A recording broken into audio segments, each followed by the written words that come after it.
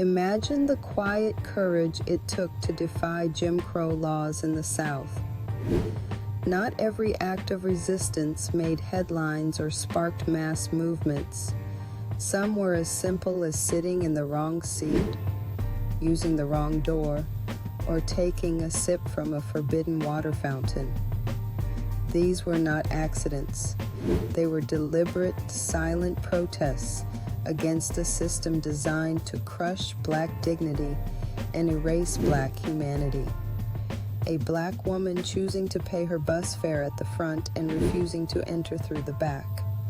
A young man lingering at a whites-only counter, making eye contact with the server who refused him service. A mother insisting her child use the nearest restroom, regardless of the sign. These moments were dangerous. The threat of violence was always near, yet they persisted.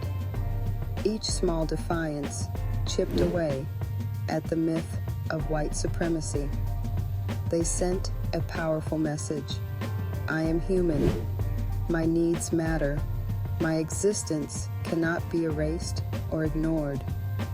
These acts inspired others, showing that resistance could begin with a single quiet gesture.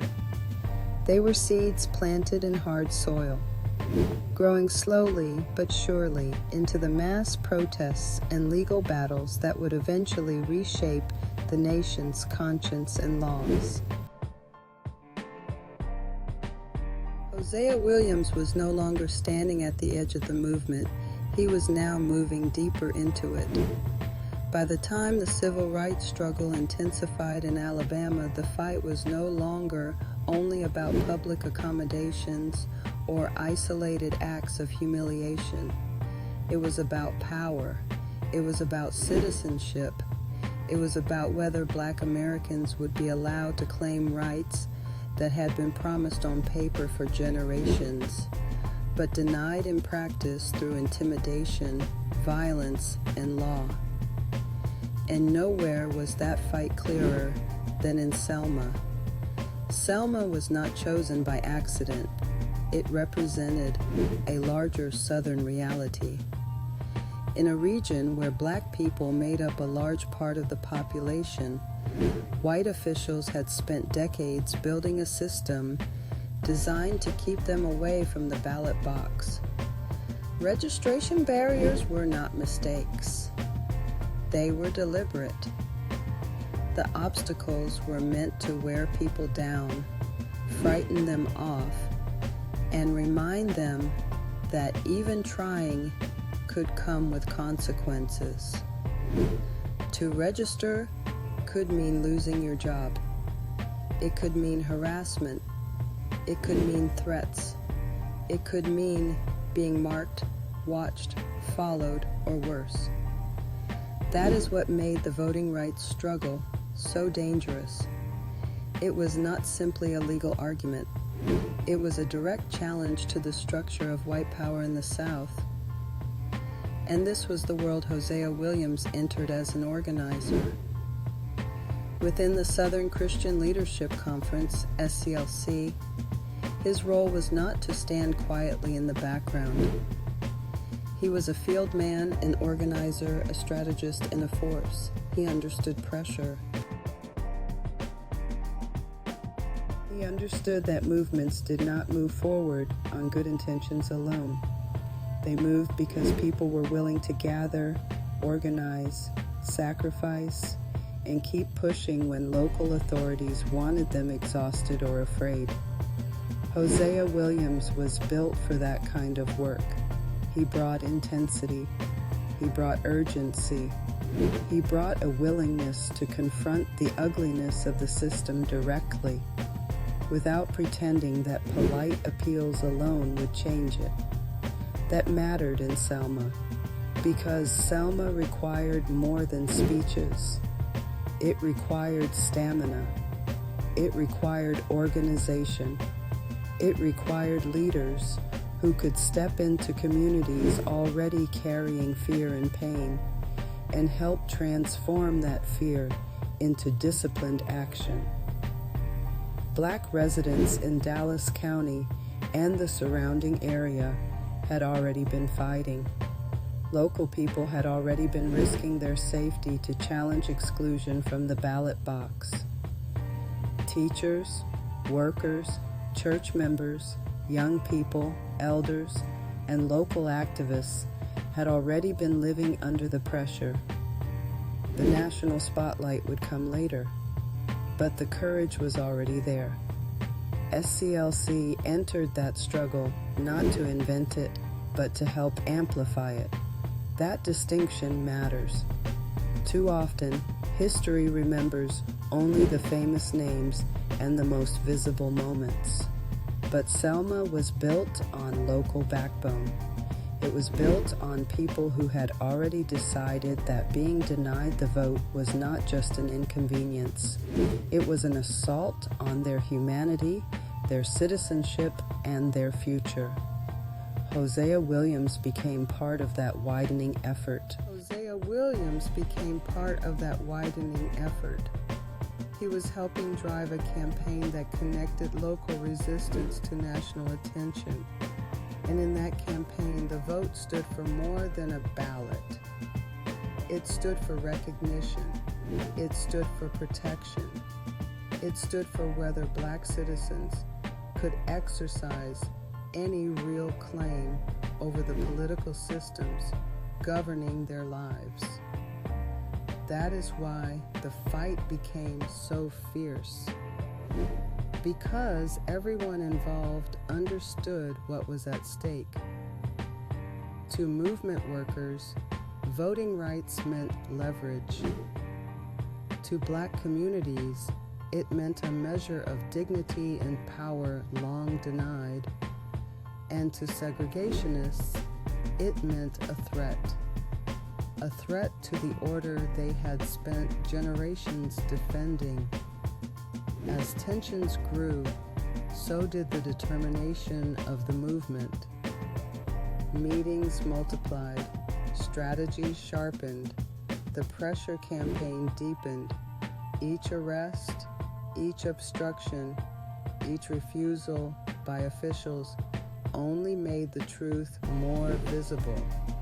This was not a system failing to work fairly. It was a system working exactly as designed. And men like Hosea Williams were no longer simply witnesses to that truth. They were becoming instruments against it. By now, the road was narrowing. The campaign in Selma was pulling together local bravery, church networks, movement discipline, and national moral pressure into one dangerous line of action. And at the center of it all was a simple, radical demand: let Black citizens vote. That demand should have been ordinary. In Selma, it became explosive. And as the movement pressed forward, the confrontation everyone feared was drawing near. This was not chaos. This was not an unfortunate clash. This was the system revealing itself in public. On March 7, 1965, in Selma, Alabama, Black citizens marched for the right to vote.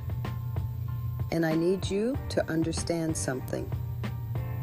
They already knew what could happen. They walked anyway. At the front of that march was Hosea Williams, walking beside John Lewis, leading hundreds across that bridge. Not for attention, not for spectacle, but for power. And when they reached the top, the answer was waiting. The state was already there, blocking the road, blocking democracy. Think about that. Peaceful citizens asking for the right to vote, met by the full force of the state. That is the story. That is the problem. And that is why Selma still matters. Soon the march was no longer just a promise made in churches or whispered through crowded mass meetings. It was moving forward in plain view of the world. Hosea Williams and John Lewis led the line out of Selma, with hundreds behind them, stepping in disciplined silence toward the Edmund Pettus Bridge. They were not walking as armed men. They were walking as citizens demanding rights that had been denied for generations. Every step carried the weight of prayer, courage, memory, and danger. Every step forward challenged a system built to keep Black people powerless, voiceless, and locked away from the ballot box. As they climbed the rise of the bridge, the moment sharpened. The steel structure stretched above them, the Alabama River below, and on the far side stood the force of the state waiting in formation. Alabama troopers and mounted possemen blocked the road ahead. The message was unmistakable. Black citizens could march only until white power decided they had gone far enough. For one brief moment, everything seemed to hold still. The marchers kept moving. The officers stood ready. The country was on the edge of seeing exactly what democracy looked like in the Deep South when Black people tried to claim it. Then came the confrontation. An order was given. The line stopped. There was almost no time to think, no room to plead, no protection from what was coming next. In seconds, the quiet discipline of the march gave way to terror. Clubs swung, tear gas spread, horses surged forward, men and women were struck, thrown down, and driven back across the bridge in chaos. What happened there would soon have a name the nation would never forget: Bloody Sunday. In a matter of moments, the peaceful march across the Edmund Pettus Bridge had turned into a scene of terror. Alabama troopers advanced with clubs, tear gas, and brute force. Mounted possemen pushed forward as marchers stumbled, fell, and tried desperately to protect themselves from the blows. Men and women who had come in discipline, prayer, and nonviolence were suddenly swallowed by smoke, panic, and pain. The bridge that had stood only seconds before as a passage forward now became a place of confusion, cries, shattered order, and broken bodies. But what happened that day did not remain trapped on that bridge. The violence was captured in images the nation could not easily dismiss or explain away. Americans who had never stood in an Alabama courthouse, never faced a literacy test, and never felt the daily humiliation of Jim Crow were now forced to see the truth with their own eyes. They saw peaceful citizens beaten for demanding the right to vote. They saw officers of the law turned into instruments of terror. They saw democracy exposed as a promise, still denied to Black Americans in the South. For Hosea Williams, this was not some distant political argument. This was the same nation he had served in war, now showing again how far it would go to block Black freedom at home. And yet, the brutality on that bridge did what segregationists did not intend. It did not crush the movement. It revealed its moral force. Bloody Sunday shocked the conscience of the country, stirred outrage. That outrage spread far beyond Alabama. What happened on the Edmund Pettus Bridge forced the nation to confront a truth it had avoided for far too long. Peaceful Black citizens had been attacked for demanding the right to vote, and the brutality shown in Selma now stood before the country as undeniable evidence of how fiercely white power resisted Black freedom. Newspapers carried the images. Television brought the violence into American homes. People who had never set foot in Selma were suddenly looking at the cost of Black citizenship in the South. What had happened to Hosea Williams and the marchers was no longer a local matter. It had become a national reckoning. The bridge was now more than a crossing over the Alabama River. It had become a moral test for the country itself. Would America continue to speak of democracy while allowing law officers to crush peaceful citizens? Or would the nation finally be forced to answer the demands Black Americans had made for generations? For Hosea Williams, Bloody Sunday revealed something he already knew in his bones. Freedom was never simply discussed into existence. It had to be claimed in the face of resistance, humiliation, and danger. Yet the violence meant to frighten the movement into silence had done the opposite. It had exposed the cruelty of segregation before the eyes of the world, and in doing so, it gave the struggle in Selma a force that could no longer be pushed aside, dismissed, or safely ignored.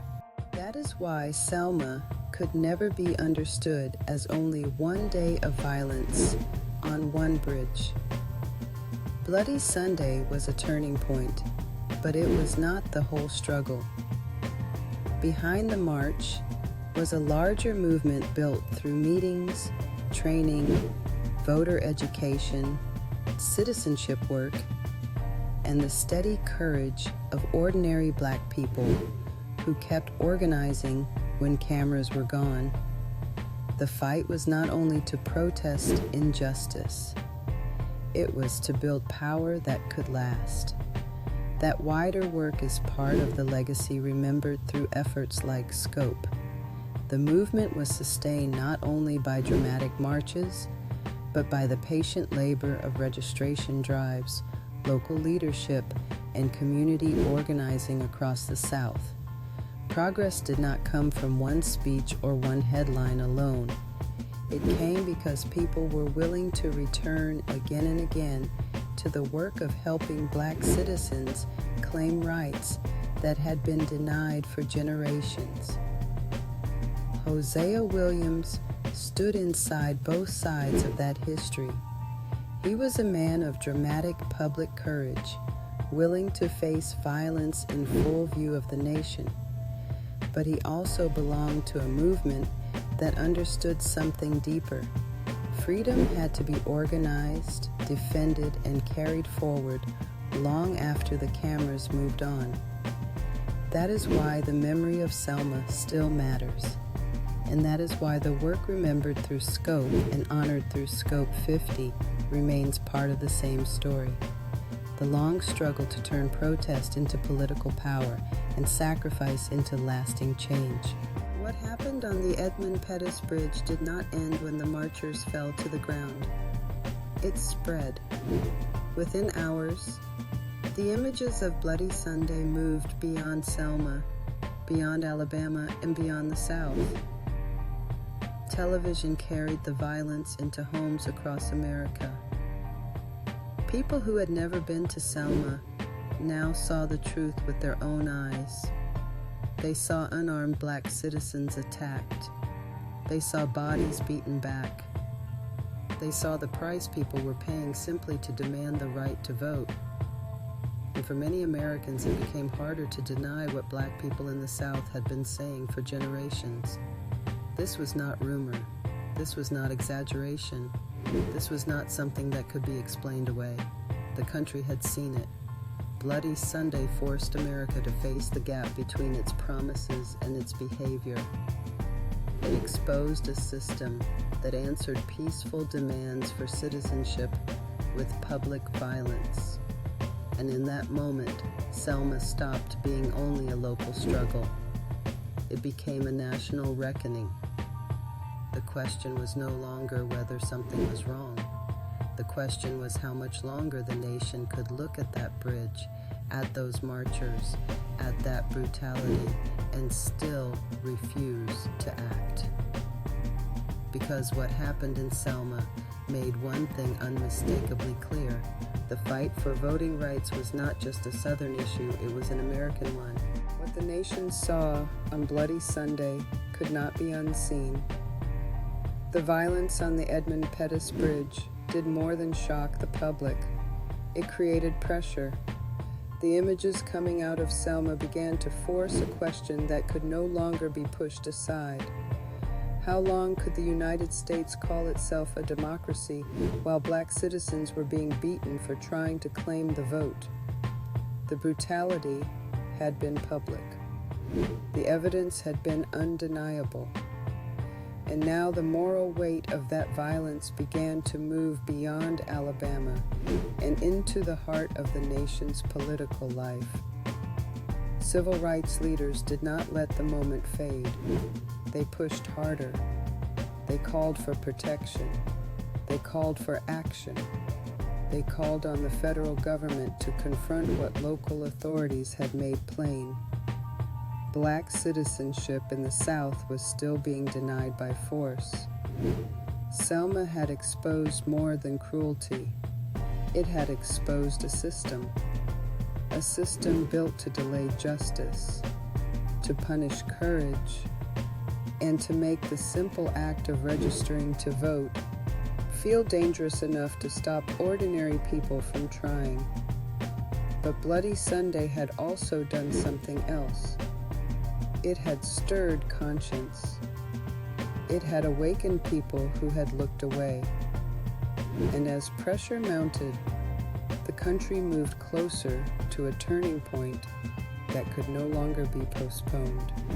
Because after Selma, silence itself began to look like complicity, and that was exactly what made the next step so important. Pressure alone was not enough.